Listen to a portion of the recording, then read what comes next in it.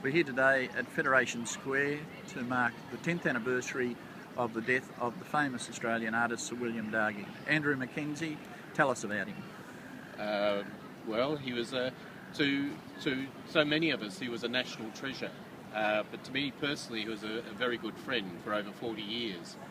He was a very talented portrait artist. He won the Archibald Prize a record 8 times between 1941 and 1956. But he was far more than just a portrait painter. He was a painter who worked as an official war artist during the Second World War in many of the theatres of Australians overseas. But he also was an artist who produced many watercolours, pencil sketches, gouaches, oils of landscapes, still lifes, interiors.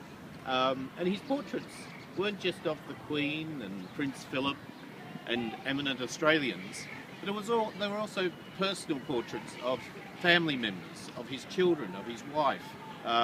And so many of these portraits are now in private collections, and other works are in private collections both here in Australia and overseas.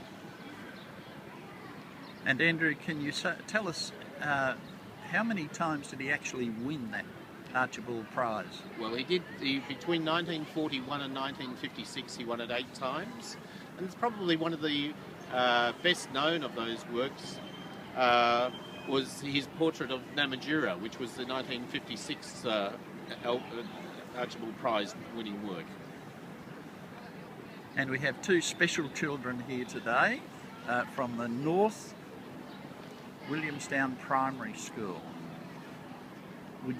And this is where Sir William Dargie had his first job as a teacher, and that was in 1931.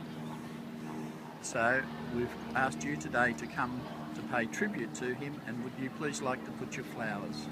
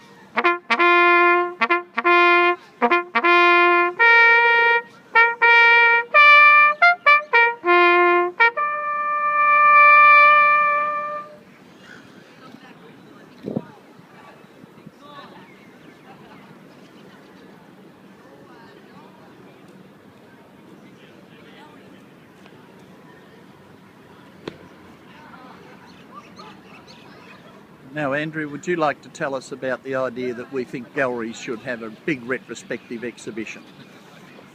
I think it'd be a wonderful idea, Ron, if the galleries, the major galleries in Australia, got together and thought about producing a major retrospective of Sir William's works, not just his portraits. There's over 600 works in the Australian War Memorial of his works.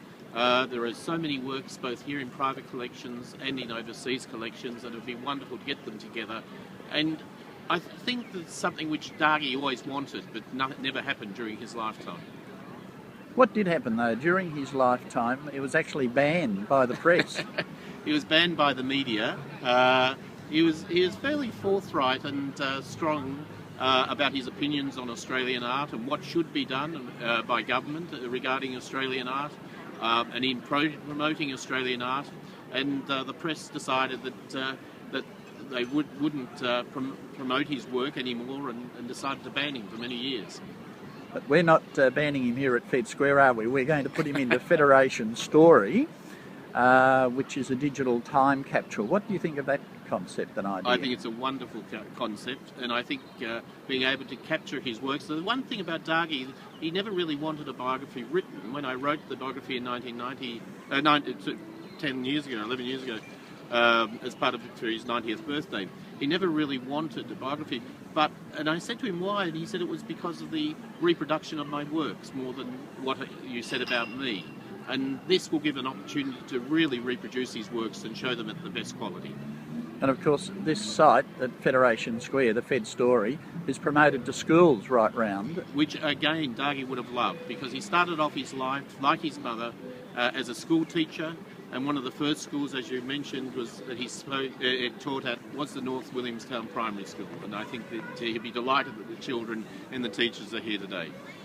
And what about the involvement he had with Vic Arts Society? This was the doyen of societies, the Vic Arts Society. He was very important to him, the Vic Arts Society, and equally important, and in fact he was a member for over 30 years, was the 20 Melbourne Painter Society, of which quite a few of the artists from the Vic Arts were also members of the 20 Melbourne Painter Society. There were a few others in there, Streeton, Roberts? Roberts were Streeton and Roberts. He admired both of them, especially Roberts. He thought he was a wonderful painter, and he actually admired Roberts more than Streeton.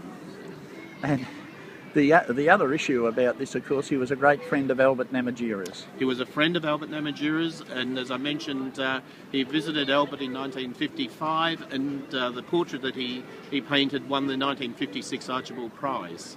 So he helped me a lot when I was writing the biography of Namatjira years later too, with his insightful information which wasn't available from anyone else. Andrew, thank you very much. Thank you, Rob.